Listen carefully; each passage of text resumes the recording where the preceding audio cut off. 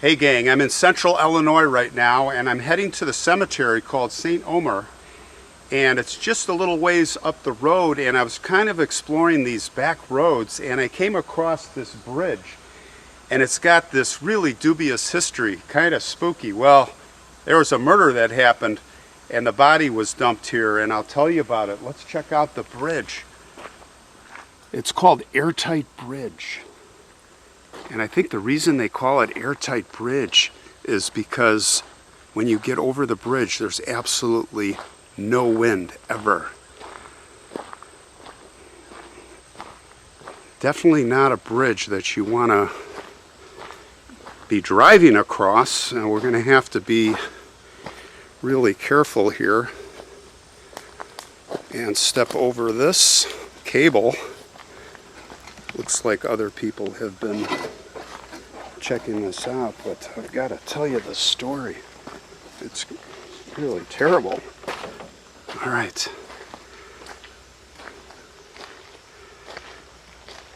Wow, it looks like an old railroad trestle or something. Probably not, but actually there's a lot of landfill work going on around here. And as it was described, there is not a breath of air going on here.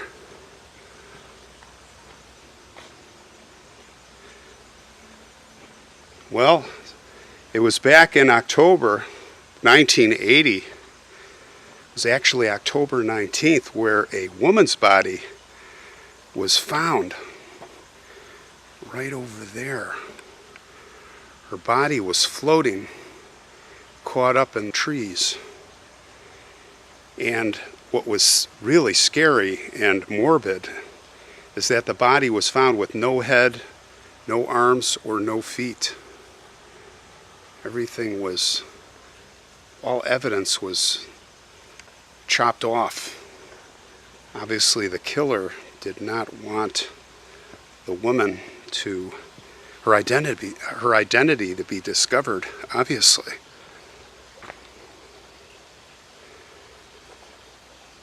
Let's get out here and have a look down the river. I kind of feel like I'm in that story, Stand By Me, right now. Have you seen that movie? Well, anyway, they brought scuba divers in here and they were looking for clues and appendages if they could. Could not find anything. Very little was found. So she was listed as unidentified. She was buried in Charleston, very nearby here, and her grave was listed as Jane Doe for many, many years. But in 1992, through DNA technology, her identity was found, and her name, Diana Marie Reardon Small. And it had turned out that she had disappeared from her home, which is some 100 miles away from here. She was never heard from again. Her husband, Thomas A. Small, of course, he was 70 years old by this time, and he was charged back in 2017 with her murder. And of course, you know, who's going to be the primary suspect? Her husband. So yeah, they got him. And I think he was sentenced to 30 some years. So that's the story. Anyway, we're going to make our way over to this cemetery, kind of finding my way around here. I'll be happy to get off this bridge. And next stop, St. Omer. Let's fly in there.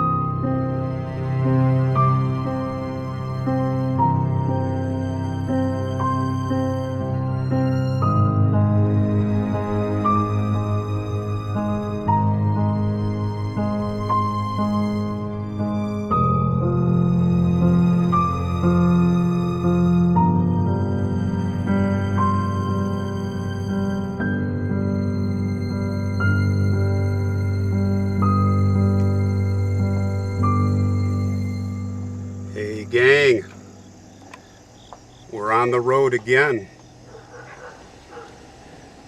And today we're in central Illinois, St. Omer Cemetery. And you better watch out for the guard dogs here, because you are not wanted. Ashmore Township in Coles County here, if we don't get bitten by the guard dogs. Used to be a town, 50 or 60 homes. I guess you could say it was a town. They did have a post office, but it's a ghost town now, if there's anything left. Well, the only thing left is this cemetery, and we are here to see the grave purported to be that of a witch and her family.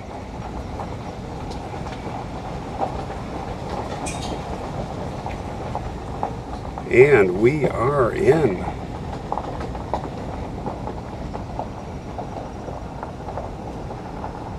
As the crow flies by.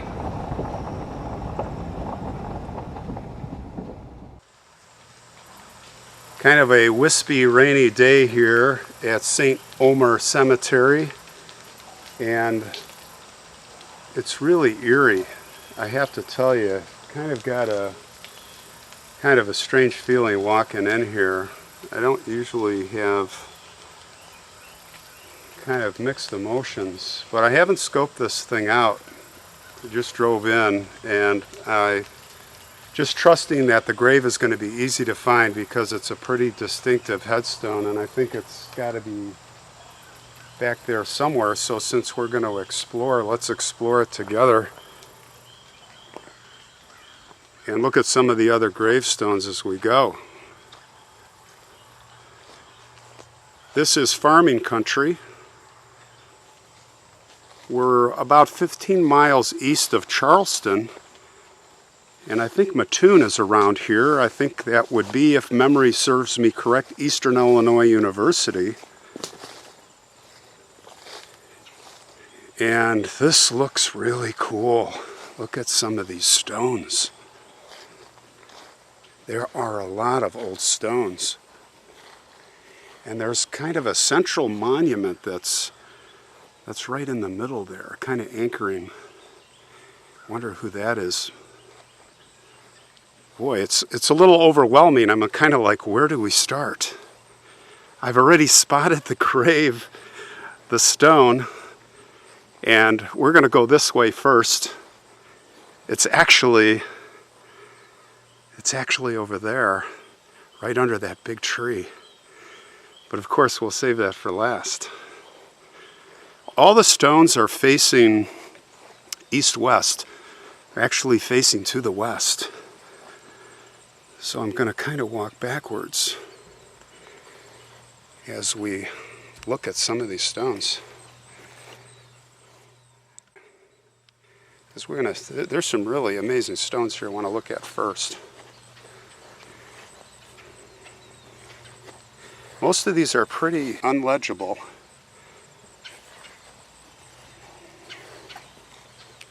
From what I can see.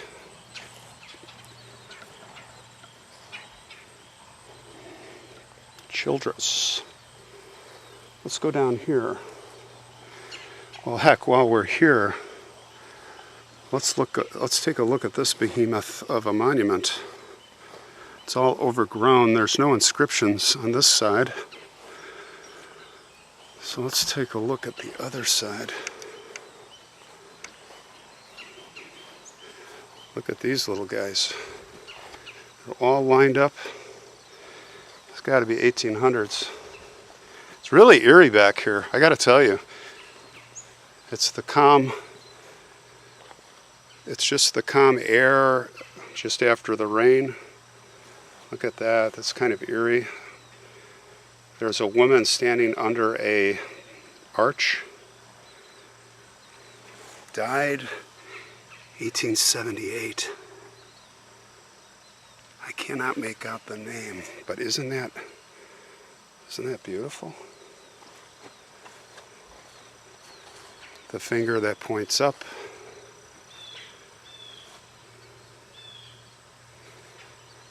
And a handshake, of course, to the next world.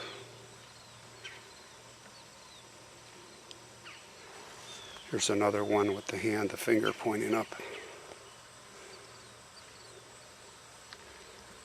It's quite an interesting vista here.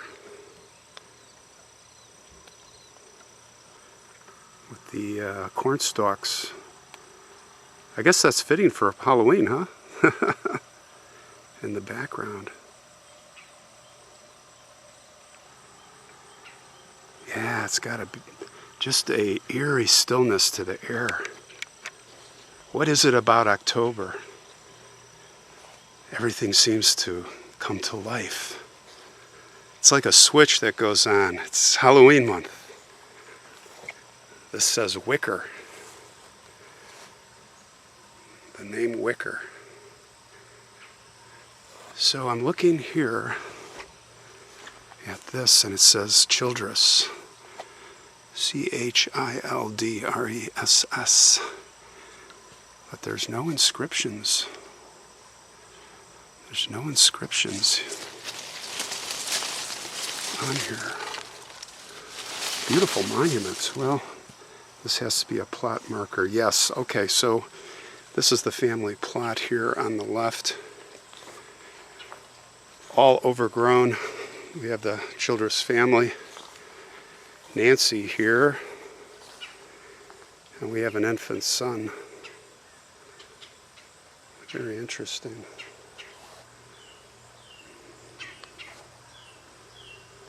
Let's go this way. So yeah, what brought me here? Well, this interesting grave. The woman was said to be a witch. She's there with others. And like I said, we'll have to keep our eye out when we get there, but from what I understand, the orientation of the marker is north to south. So you wonder what's up with that, because everything here is pointing west. Well, east-west, however you want to look at it. And they said that she was a witch here, and she was hung.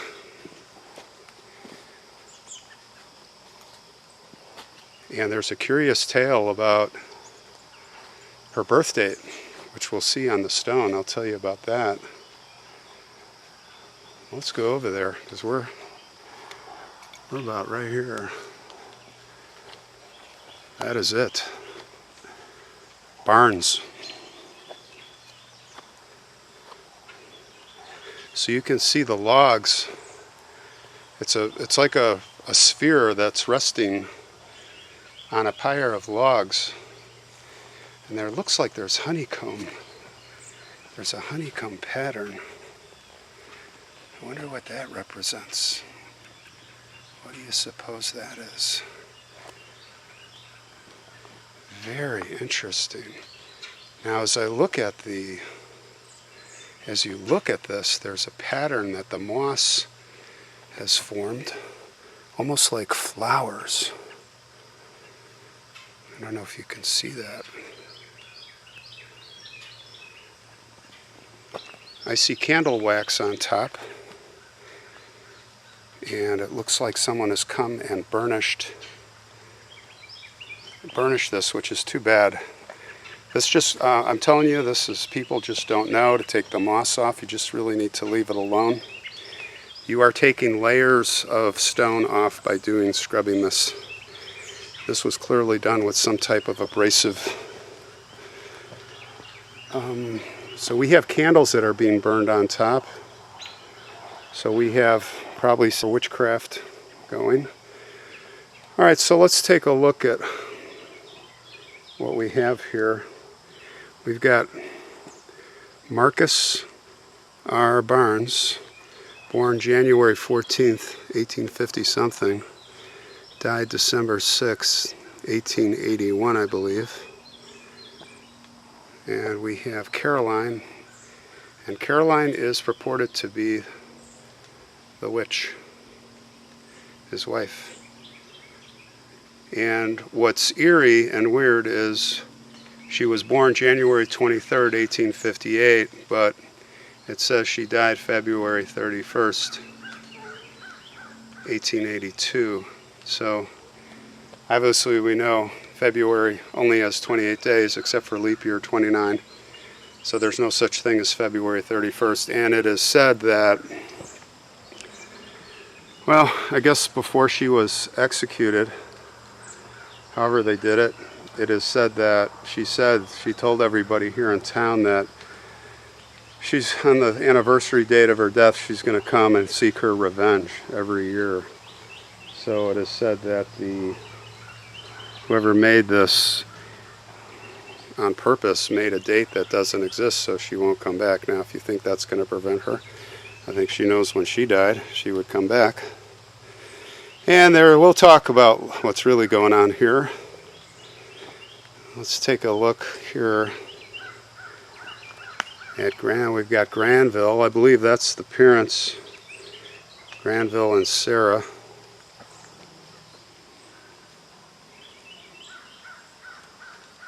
It's a beautiful piece of art, this is.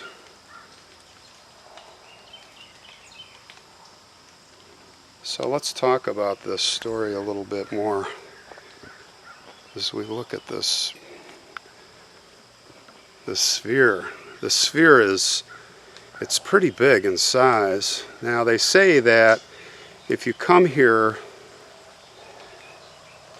at night that it glows.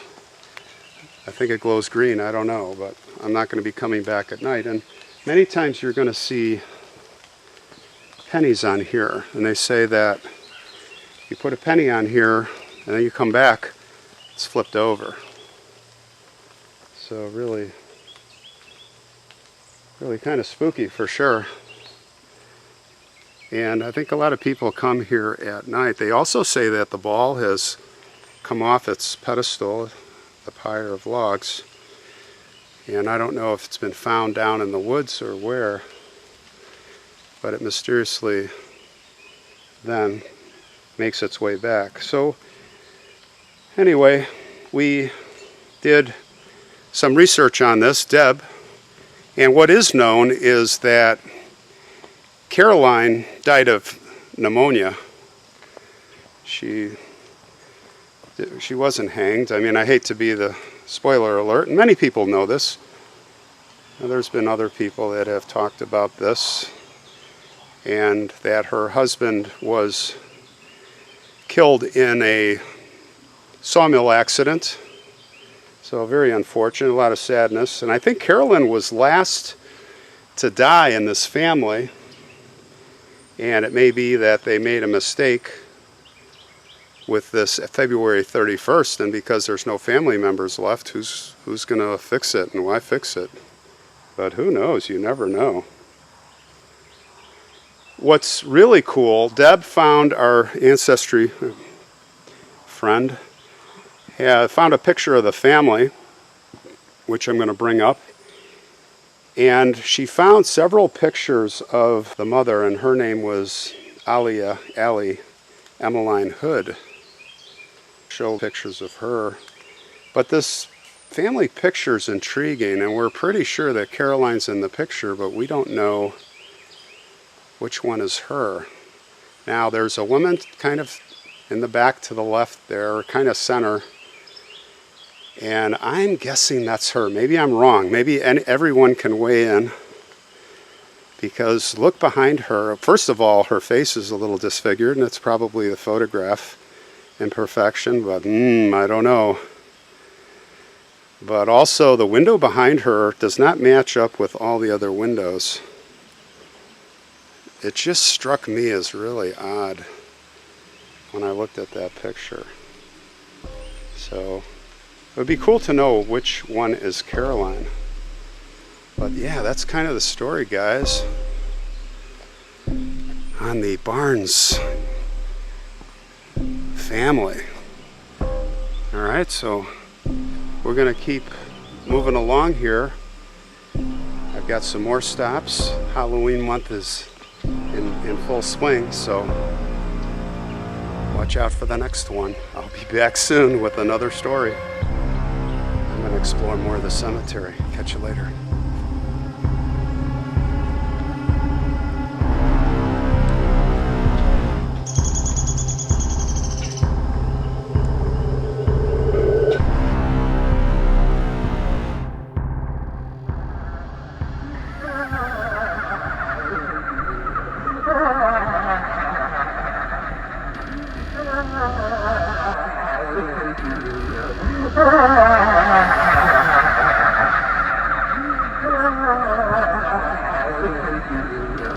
Ah!